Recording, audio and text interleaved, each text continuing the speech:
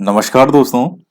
देखिए मित्रों, आज हम माध्यमिक शिक्षा बोर्ड की जो 10वीं क्लास की सामाजिक विज्ञान की पुस्तक है उसका दूसरा चैप्टर चल रहा है संघर्षकालीन भारत। और उसका 5वां चैप्टर आज हम पढ़ने वाले हैं। तो शुरू से लास्ट तक पूरी वीडियो को अच्छे से देखेगा। और अभी जो टॉपिक चल रहे हैं वो राजस्थान माध्यमिक शिक्षा बोर्ड की पुस्तकों में बहुत अच्छा मैटर दे रखा है इन्होंने। तो आप बहुत अच्छे से देखिएगा इसको। और वीडियो को लाइक जरूर किया कीजिए, ज्यादा से ज्यादा शेयर करें।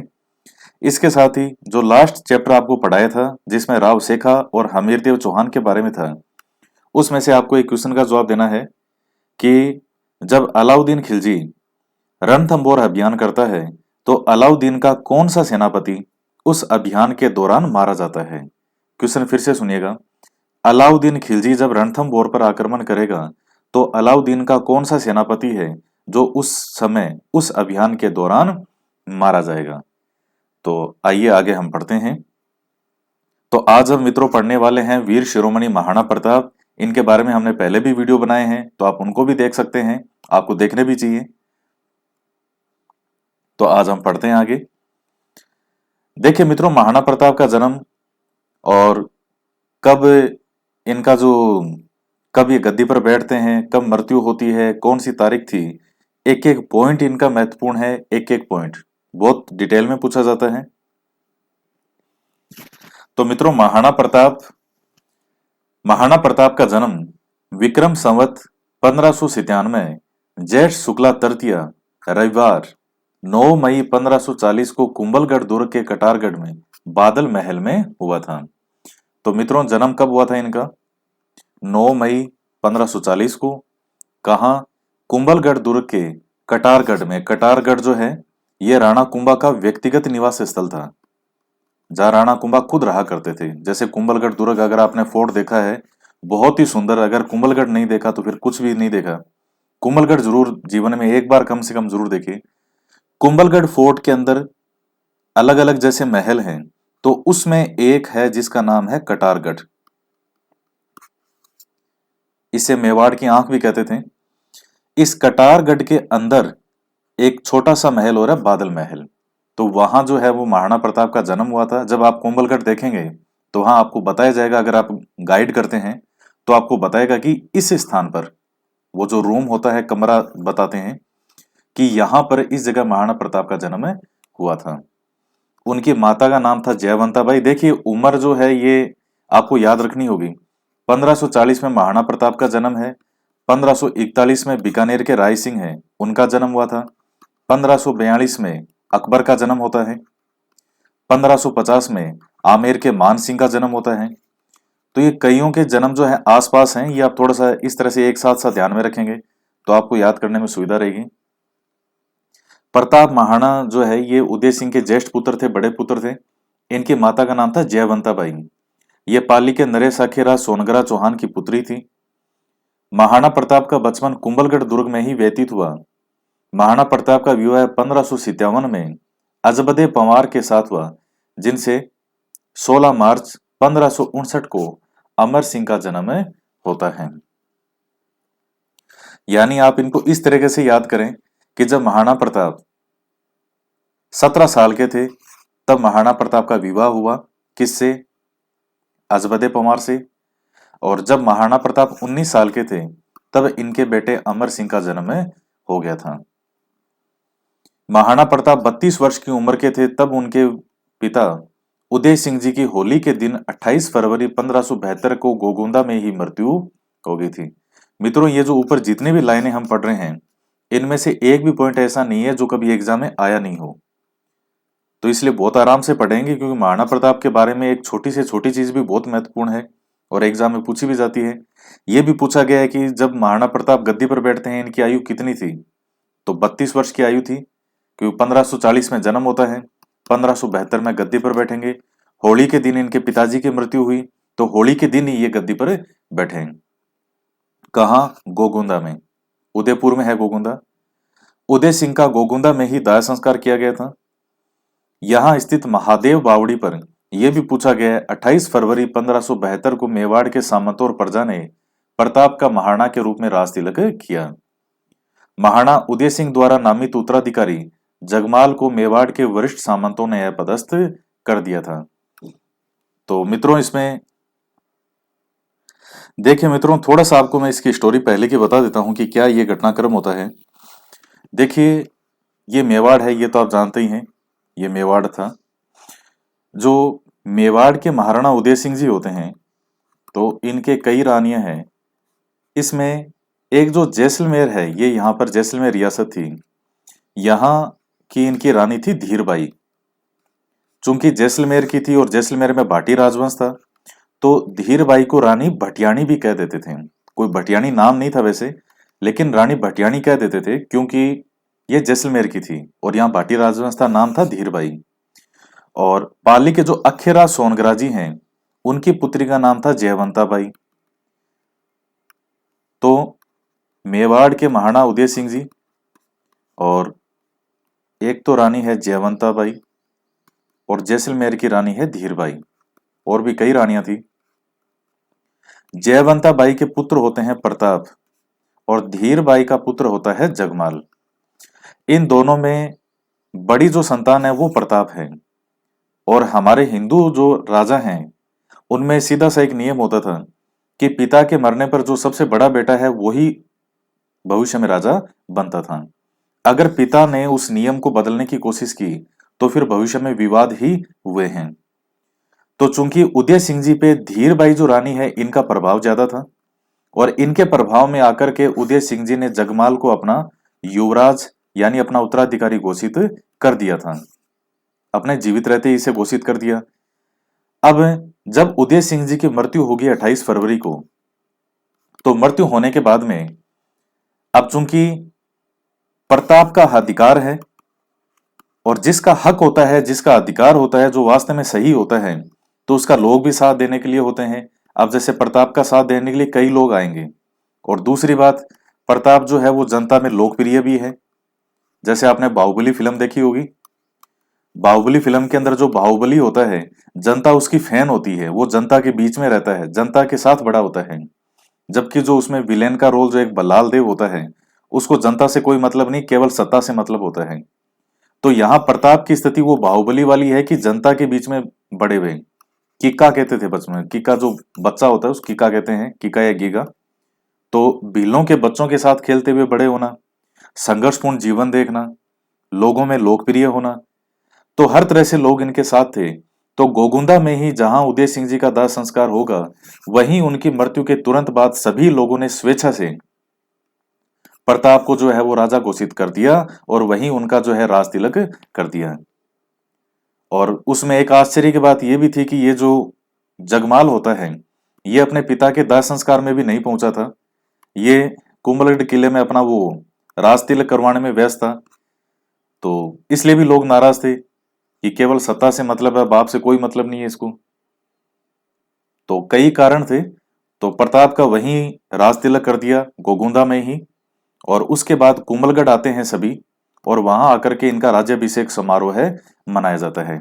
और महाराणा प्रताप का जो राज्याभिषेक समारोह होता है, उसमें एक उस वक्त का शासक और है जो अकबर के आंख की किरकिरी बना हुआ था। पूरे राजपुताना में कहा जाता है कि उस समय दो ऐसे राजा थे, या दो व्यक्ति ऐसे थे जो अकबर की आंख की किरकिरी बने हुए थे। एक तो महाराणा प्रताप, और दूसरा है जोधपुर का मारवाड़ का राव चंद्रसेन। तो जब महाराणा प्रताप का राज्याभिषेक समारोह मनाया जाएगा, तो उसमें चंद्रसेन भी आएगा। तो ये छोटे छोटे फैक्ट हैं, और भी कई फैक्ट हैं, लेकिन अभी इतना ही सफिशिएंट है। आगे पढ़ते हैं।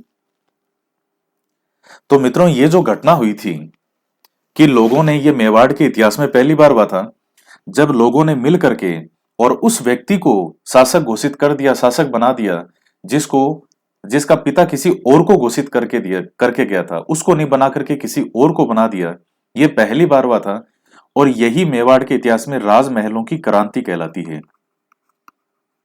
जब लोगों ने किसी और को बना दिया, यानी प्रताप को बना दिया, जबकि उदय सिंह जी हैं जो वो किसको घोषित करके गए थे, जगमाल को। तो जगमाल फिर नाराज हो जाता है जब इसको बनाए नहीं, और ये नाराज होकर के अकबर के पास चला जाता है। और फिर दत्तानी का युद्ध होगा। सिरोही के जो देवड़ा सुल्तान है, 1583 के आसपास, तो सिरोही के देवड़ा सुल्तान के साथ जो दत्तानी का युद्ध होगा, किसकी ओर से?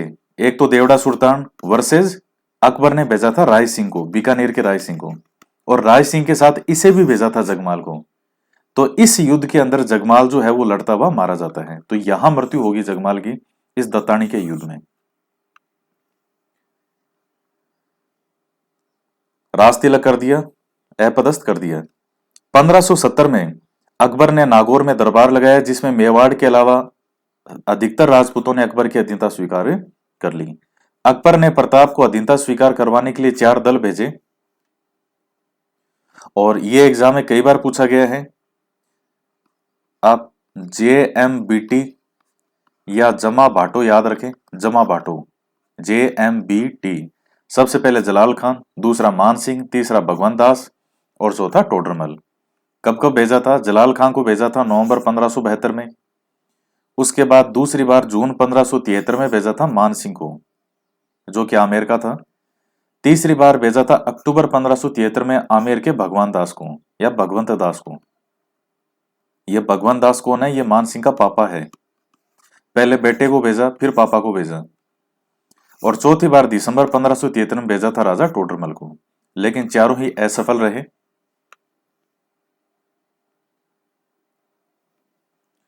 ये चारों शिष्टमंडल प्रताप को समझाने में असफल रहे, तो अकबर ने प्रताप को युद्ध में बंदी बनाने की योजना बनाई। बंदी बनाने की योजना अजमेर में स्थित किले में बनाई, जिसमें आज संग्रहालय स्थित है, और अंग्रेजों के समय का शस्त्रागार होने के कारण इसे मैगजीन का किला भी कहा जाता है। मैगजीन फोर्ट ये अकबर ने बनवाया था इसको। तो ये योजना कहाँ बनाई थी? इस अजमेर में स्थित किले में, अकबर के किले में। इसको अकबर का किला भी कहते हैं, मैगजीन का किला भी कहते हैं। अकबर ने मान सिंह को इस युद्ध का मुख्य सेनापति बनाया और मान सिंह का सहयोगी असफ खां को नियुक्त किया। 3 अप्रैल 1576 को शाही सेना लेकर के अजमेर से रवाना हुआ। पहला पड़ाव मांडलगढ़ और 2 माह वहीं पर रहा। उसके बाद वह आगे नाथद्वारा से लगे हुए खमनौर के मोलेला नामक गांव के पास अपना पड़ाव डाला। मोलेला क्या है? मिट्टी की मूर्तियों के लिए प्रसिद्ध है। राजसमंद में है मोलेला, मांडलगढ़ भीलवाड़ा में है। उधर इस शाही सेना के आगमन की सूचना महाराणा प्रताप को भी मिल गई थी। महाराणा प्रताप ने गोगुंदा और खमनौर की पहाड़ियों के मध्य स्थित हल्दी घाटी नामक तंग घाटी में अपना पड़ाव डाला। तो महाराणा प्रताप भी आते हैं, ये पहले गोगुंदा जाते हैं, और इसके बाद लोहसील करके स्थान आता है, लोहसील या लोहसिंह, वहां अपना पड़ाव डालते हैं। ये सब राजसमंद के स्थान है। गोगुंदा तो उदयपुर में है, खमनौर राजसमंद में है। तो इनके मध्य स्थान है ये हल्दी घाटी। एक तंग दर्रा है यूं इस प्रकार से। इस घाटी में एक बार में एक आदमी ही प्रवेश कर सकता था, इसलिए सैनिकों की कमी होते हुए भी महाराणा प्रताप के लिए मोर्चाबंदी के लिए सर्वोत्तम स्थान था, जहां प्रताप के पहाड़ों से परिचित सैनिक आसानी से छिपकर आक्रमण कर सकते थे। वहीं मुगल सैनिक भटककर मेवाड़ के सैनिकों से टकराकर या भूखे प्यासे मरकर जीवन गंवा सकते थे। अंत में दोनों सेनाएं 18 जून 1576 को प्रातःकाल युद्ध भेरी के आमने सामने हुई, युद्ध भेरी के साथ। तो 18 जून 1576। देखिए कई जगह 21 जून भी आता है, आपको इसमें डाउटफुल कंफ्यूज नहीं होना है। गोपीनाथ शर्मा जी ने 21 जून लिखा है, और यहाँ 10वीं क्लास की पुस्तक में 18 जून लिखा हुआ है। तो दोनों डेट कभी भी एग्जाम में साथ में आएगी भी नहीं, अलग अलग ही आएगी। राजपूतों ने मुगलों पर पहला बार इतना आक्रामक किया था कि मुगल सैनिक चारों ओर जान बचाकर भागे। यह प्रथम चरण के युद्ध में हकीम खां सूर का नेतृत्व सफल रहा। महाराणा प्रताप के सेनापति कौन है? हकीम खां सूरी। मुगल इतिहासकार बदायूनी, जो कि मुगल सेना के साथ था, वह स्वयं भी उस युद्ध में भाग खड़ा हुआ। देखिए बदायूनी जो है ये इतिहासकार था जो इस युद्ध में उपस्थित था। इसने सारा युद्ध अपनी आंखों से देखा था। बदायूनी की एक प्रसिद्ध पुस्तक है जिसमें यह वर्णन करता है। आपको उस पुस्तक का नाम बताना है। मैंने पहले भी बताया है वो। मुगलों की आरक्षित फौज के प्रभारी मेहतर खान ने यह झूठी अफवाह फैला दी कि बादशाह अकबर स्वयं शाही सेना लेकर के आ रहे हैं। देखिए मुगल सेना भाग खड़ी हुई थी, लेकिन ये मेहतर खान जो है इसने अफवाह फैला दी कि अकबर और सेना लेकर के आ रहा है। तो भागती हुई सेना रुक गई, उनको संबल मिला और वो पुनः युद्ध के लिए तत्पर हो गए। राजपूत भी पहले मोर्चे में सफल होने के बाद बनास नदी के किनारे वाले मैदान में, जिसे रक्तताल कहते हैं, में आ जमे। यहीं से अब थोड़ा सा जो है वो मेवाड़ को नुकसान होना शुरू होगा, क्योंकि जब तक घाटी में है तब तक लाभ की स्थिति में थे।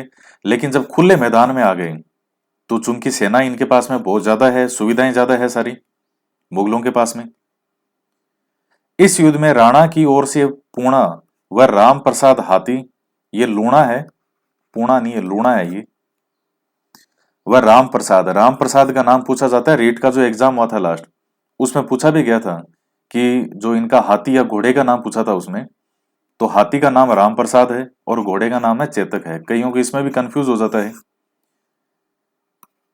कि राम प्रसाद कौन सा था, चेतक कौन सा था। देखिए, घोड़ा बड़ा होता है, हाथी बड़ा होता है, हाथी बड़ा होता है, तो चेतक और राम प्रसाद में बड़ा नाम कौन सा है, राम प्रसाद है, तो ये हाथी का है और चेतक जो है ये घोड़े का। और इसी राम प्रसाद का बाद में अकबर ने पीर प्रसाद कर दिया था। मुगलों की ओर से गजमुक्ता और गजरात के मध्य युद्ध हुआ। राम प्रसाद हाथी के महावत के मारे जाने के कारण राम प्रसाद हाथी मुगलों के हाथ लग गया और अकबर ने इसका नाम बदल करके कर दिया था पीर प्रसाद। किसका, राम प्रसाद का। महाराणा प्रताप की नजर मुगल सेना के सेनापति मान सिंह पर पड़ी। स्वामी भक्त घोड़े चेतक ने स्वामी का संकेत समझकर अपने कदम उस ओर बढ़ाए जिधर मुगल सेनापति मान सिंह मर्दाना नामक हाथी पर बैठा था। मान सिंह के हाथी का नाम था मर्दाना। चेतक ने अपने पैर हाथी के सिर पर टिका दिए। महाराणा प्रताप ने अपने भाले का भरपूर प्रहार मान सिंह पर किया, परंतु मान सिंह हौदे में छिप गया और उसके पीछे बैठा अंगरक्षक मारा गया और हौदे की छतरी का एक खंभा भी टूट गया। उस समय हाथी की सूंड में बंधे हुए जहरीले खंजर से चेतक की टांग कट गई। उसी समय मुगलों की शाही सेना ने प्रताप को चारों ओर से घेर लिया। बड़ी सादरी के झाला मन्ना सेना को चीरते हुए राणा के पास पहुंचा और महाराणा से निवेदन किया कि आप राज चिन्ह उतारकर मुझे दे दीजिए, आप इस समय युद्ध के मैदान से चले जाएं। इसी में मेवाड़ की भलाई है। तो चेतक के घायल होने की स्थिति में राणा ने वैसा ही किया। राज चिन्ह के बदलते ही सैकड़ों तलवारें झाला मन्ना पर टूट पड़ी और वीर गति को प्राप्त हुए। देखिए, झाला बिदा का नाम भी आता है, झाला मान या झाला मन्ना इनका नाम आता है, झाला बिदा का भी नाम आता है। तो कभी दोनों एक साथ इस तरह से आते नहीं एग्जाम में। महाराणा प्रताप का स्वामी भक्त घोड़ा चेतक बलीचा गांव, यह बलीचा गांव भी राजसमंद में ही है, एक छोटा नाला पार करते समय परलोक सिधार गया। इसी जगह बलीचा गांव में चेतक की छतरी बनी हुई है। महाराणा प्रताप जो कभी भी किसी भी परिस्थिति में नहीं रोए, परंतु चेतक की मृत्यु पर उनकी आंखों में आंसू निकल पड़े, उसी समय ओ नीला घोड़ा सवार शब्द राणा ने सुने और प्रताप ने सिर उठाकर देखा तो उनके सामने भाई शक्ति सिंह को पाया। शक्ति सिंह ने अपनी करनी पर लज्जित होकर बड़े भाई के चरण पकड़कर क्षमा याचना की। महाराणा प्रताप ने उन्हें गले लगाया और क्षमा कर दिया। इससे भी ज्यादा महत्वपूर्ण क्या है एग्जाम में, वो ये पूछता है कि इसकी जानकारी हमें कहाँ मिलती है इस घटनाक्रम की। तो अमर काव्य वंशावली ग्रंथ और राज प्रशस्ति से प्राप्त होती है। और राज प्रशस्ति की रचना किसने की थी, संस्कृत भाषा में रणछोड़ भट्ट तेलंग ने। मित्रों, ये जो शक्ति सिंह है ये महाराणा प्रताप का ही भाई था। जैसे मैंने आपको बताया उदय सिंह जी की कई रानियां थी, तो शक्ति सिंह भी महाराणा प्रताप का ही भाई था। लेकिन इनमें पहले जब ये दोनों भाई युवा थे, इनमें आपस में झगड़ा हो जाता है और तो एक दूसरे से मनमुटाव हो गया, नाराज हो गए, कभी बात नहीं की और बाद में शक्ति सिंह भी अकबर के पास चला गया था। तो इस युद्ध में शक्ति सिंह अकबर की ओर से युद्ध करता है, लेकिन जब अपने भाई को खून में लहूलुहान देखा तो शक्ति सिंह का जो वो हृदय है वो बदल गया। मन में उसके आए कि मेरा भाई घायल है। और फिर जब देखता है कि प्रताप मैदान से बाहर निकल गए, पीछे पीछे मुगल सैनिक भी प्रताप का पीछा कर रहे हैं, तो ये भी फिर पीछे पीछे जाता है घोड़ा लेकर के और उन दोनों मुगल सैनिकों को मार गिराता है और दोनों भाई मिलते हैं। वहीं चेतक की मृत्यु होती है बलीचा में और वहीं शक्ति सिंह अपना घोड़ा किसको देते हैं, महाराणा प्रताप को। तो बहुत ही सुंदर वर्णन किया गया है ये जो घटना है। कुछ इतिहासकारों ने इसे परिणाम विहीन अथवा अनिर्णित युद्ध की संज्ञा दी है। परिणाम की समीक्षा हेतु निम्नलिखित आधार विवेचनीय है। अकबर का उद्देश्य महाराणा प्रताप को जीवित पकड़कर मुगल दरबार में खड़ा करना अथवा मार देना था, या फिर उसका संपूर्ण राज्य अपने साम्राज्य में मिला देना था, लेकिन अकबर इन उद्देश्यों में विफल रहा। मुगल सेना की विजय प्रमाणित नहीं होती क्योंकि अकबर की मान सिंह व आसफ खां के प्रति नाराजगी जिससे उनकी ड्यूटी बंद कर दी गई थी। मुगल इसने दरबार में आने पर रोक लगा दी थी अकबर ने कि तुम दोनों मेरे दरबार में नहीं आओगे, क्योंकि ना तो महाराणा प्रताप को ये मार पाए और ना ही पकड़ पाए। तो मुगल सेना का मेवाड़ में भयग्रस्त होकर समय निकालना, मेवाड़ की सेना का पीछा न करना, ऐसे परिदृश्य हैं जो हल्दी घाटी युद्ध का परिणाम प्रताप के पक्ष में लाकर खड़ा कर देते हैं। तो मित्रों, इस युद्ध को अनिर्णित माना जाता है और इस तरह से इसके बारे में कहा जाता है कि अकबर कभी जीता नहीं और प्रताप कभी हारे नहीं। फरवरी 1577 में स्वयं अकबर और अक्टूबर 1577 से लेकर 79 तक शाहबाज खान 3 बार लगातार मेवाड़ अभियान करना अकबर का अपना उद्देश्य पूरा करने के प्रयास थे। अब क्वेश्चन यहां से भी पूछा गया है, शाहबाज खान कितनी बार आक्रमण करेगा? 3 बार। लेकिन यह सफल नहीं होगा। हालांकि कुंभलगढ़ को विजित कर लेगा शाहबाज खान, लेकिन महाराणा प्रताप को नहीं पकड़ पाएगा। तो ये सब महाराणा प्रताप को पकड़ने में असफल रहे। महाराणा प्रताप कोल्यारी गांव, ये उदयपुर में है कोल्यारी गांव, कमलनाथ पर्वत के निकट आवरगढ़ को अपनी अस्थायी राजधानी स्थापित करना एक विजेता का होना सिद्ध करता है। तो मित्रों, इसके बाद महाराणा प्रताप ने आवरगढ़ को अपनी राजधानी बनाया था और यह फैक्ट आपको इतना ज्यादा मिलता नहीं है, इसलिए मैं आपको कह रहा था कि इस पुस्तकों में जो राजस्थान के योद्धा हैं इनके बारे में बहुत अच्छा बता रखा है इन पुस्तकों में। तो ये क्वेश्चन भी बहुत अच्छे एग्जाम में पूछा जाता है। आवरगढ़ की अस्थायी राजधानी इसको किसने बनाया था, कब बनाया था? आवरगढ़ को बनाया था। और आवरगढ़ भी कहाँ है? ये भी उदयपुर में है। 1580 में अकबर ने अब्दुल रहीम खान खाना को प्रताप के विरुद्ध युद्ध करने के लिए भेजा।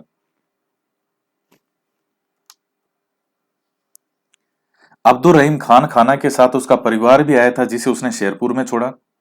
महाराणा प्रताप के पुत्र अमर सिंह ने मौका पाकर शेरपुर पर आक्रमण कर अब्दुल रहीम खान खाना के परिवार को बंदी बना लिया। अमर सिंह ने बंदी बना लिया था। तो जब महाराणा प्रताप को पता चला कि उसके परिवार को, जो अब्दुल रहीम खान खाना, इसके परिवार को, इसकी जो बेगम, बेटे बेटियां, सबको अमर सिंह ने बंदी बनाया, तो महाराणा प्रताप बहुत नाराज हुए और अमर सिंह को कहा कि इन्हें सह समान वापस इन्हें लौटा कर आओ। तो जब अब्दुल रहीम खान खाना, ये अब्दुल रहीम खान खाना है कौन? जो रहीमदास जी आप पढ़ते हैं, रहीमदास जी के दोहे, वो यही अब्दुल रहीम खान खाना है। बैरम खां के बेटे थे ये। जब ये रहीमदास जी को ये पता चला कि महाराणा प्रताप ने ऐसा किया है, तो अब उसके मन में ये हुआ ही नहीं कि वो अभियान को जारी रखे। जिस व्यक्ति ने उसके परिवार को, पत्नी को, बच्चों को, सबको सह समान वापस लौटा दिया, तो उस इंसान का इतनी तो आत्मा थी कि मैं क्यों ऐसे इंसान के खिलाफ अभियान करूं, और वो वापस चला जाता है। अब्दुल रहीम खान खाना ने मना कर दिया कि मुझसे तो महाराणा प्रताप के विरुद्ध अभियान नहीं होगा। तो ये भी महाराणा प्रताप की महानता के जितने किस्से पढ़े जाएं उतने ही कम हैं। कुंभलगढ़ से 50 किलोमीटर दूर उत्तर पूर्व में मेवाड़ जो मेरवाड़ा का सीमावर्ती क्षेत्र था, यहां मुगलों का थाना था। प्रताप ने अमर सिंह के साथ इस पर धावा बोल दिया। दिवेर की संपूर्ण घाटी पर प्रताप का अधिकार हो गया। तो ये जो 1582 में दिवेर का युद्ध होता है, ये भी दिवेर की चौकी राजसमंद में ही थी, कुंभलगढ़ के पास। और इस दिवेर का युद्ध जो होता है, इसे कर्नल जेम्स टोड ने मेवाड़ का मैराथन कहा है। हल्दी घाटी के युद्ध को कर्नल जेम्स टोड मेवाड़ की थर्मोपल्ली कहता है। मुगल सम्राट अकबर ने 5 दिसंबर 1584 को आमेर के भारमल के छोटे पुत्र जगन्नाथ कछुआ को प्रताप के विरुद्ध भेजा, और यह अंतिम अभियान था अकबर की ओर से। इसको सफलता नहीं मिली, अपितु मांडलगढ़ में इसकी मृत्यु हो गई। तो महाराणा प्रताप ने बदला लेने के लिए आमेर के क्षेत्र पर आक्रमण कर मालपुरा को लूटा। झालरा तालाब के निकट शिव मंदिर नीलकंठ महादेव का निर्माण करवाया। इस विजय के पश्चात महाराणा प्रताप ने 1585 ईस्वी के लगभग मेवाड़ के पश्चिमी दक्षिणी भाग, जो कि छप्पन के नाम से प्रसिद्ध था, के लूणा चावंडिया को पराजित करके चावंड को अपनी आपातकालीन राजधानी बनाया। चावंड 1585 ईस्वी से लेकर के अगले 28 वर्षों तक मेवाड़ की राजधानी रहा, और यहीं पर महाराणा प्रताप ने चामुंडा माता का मंदिर भी बनवाया। तो ये कितने वर्षों तक रहा? 28 वर्षों तक, 1585 से। यह प्रश्न भी कई बार पूछा गया है। 1597 में धनुष की प्रत्यंचा चढ़ाते समय महाराणा प्रताप के चोट लगी, जिसके कारण 19 जनवरी 1597 को उनकी चावंड में मृत्यु हो गई। चावंड से 11 मील दूर बाडोली गांव के निकट बहने वाले नाले के तट पर महाराणा का दाह संस्कार किया गया और खेजड़ बांध के किनारे 8 खंभों की छतरी आज भी हमें उस महान योद्धा की। मित्रों, ये एक चित्र है महाराणा प्रताप द्वारा मान सिंह पर हमला। ये दिखाया गया है कि इस तरह से ये जो महावत मारा गया, ओहदा टूट गया और ये मान सिंह यहां थोड़ा छिप गया तो बच गया ये।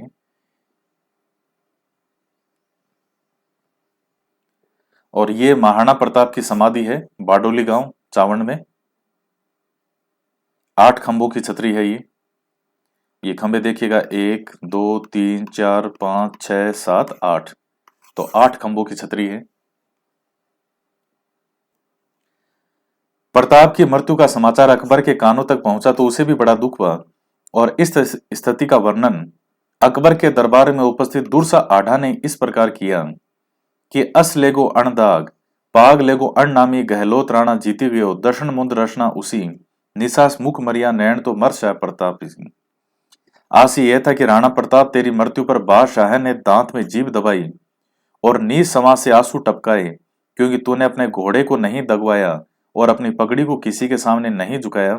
वास्तव में तू सब तरह से जीत गया। मेवाड़ इतिहासकार कर्नल जेम्स टोड ने हल्दी घाटी को मेवाड़ की थर्मोपली और दिवेर को मेवाड़ का मैराथन कहा है। तो मित्रों, ये महाराणा प्रताप के बारे में टॉपिक यहाँ समाप्त होता है। और इसके अलावा मैंने वीडियो बना रखे हैं, राजस्थान का इतिहास नाम से एक प्लेलिस्ट बनी हुई है, उसमें महाराणा प्रताप का पूरा एक ही वीडियो है, वो वाला देखिएगा। उससे पहले भी बनाया था एक बार, काफी पहले शुरू में, तो वो 3 वीडियो थे छोटे छोटे क्लिप में, 15 मिनट का 10 मिनट का, वो उतना साफ नहीं है। और जो ये 42-43 मिनट का जो वीडियो है, 42 मिनट या 44-45 मिनट के आसपास का एक वीडियो है कंप्लीट, वो आप देखिएगा। उसमें बहुत जबरदस्त मैटर है, बहुत शानदार तरीके से आपको समझाया गया है पूरी तरह से एग्जाम के अकॉर्डिंग, और आपका कोई भी क्वेश्चन आ जाएगा तो उससे बाहर नहीं जाएगा। तो मित्रों, आज के वीडियो में इतना ही, और वीडियो को लाइक जरूर करिएगा, ज्यादा से ज्यादा शेयर करें, और जो क्वेश्चन आपसे पूछा था वो कमेंट करके जवाब जरूर दीजिएगा। तो मिलते हैं नेक्स्ट वीडियो में एक नए टॉपिक के साथ। जय हिंद, जय भारत।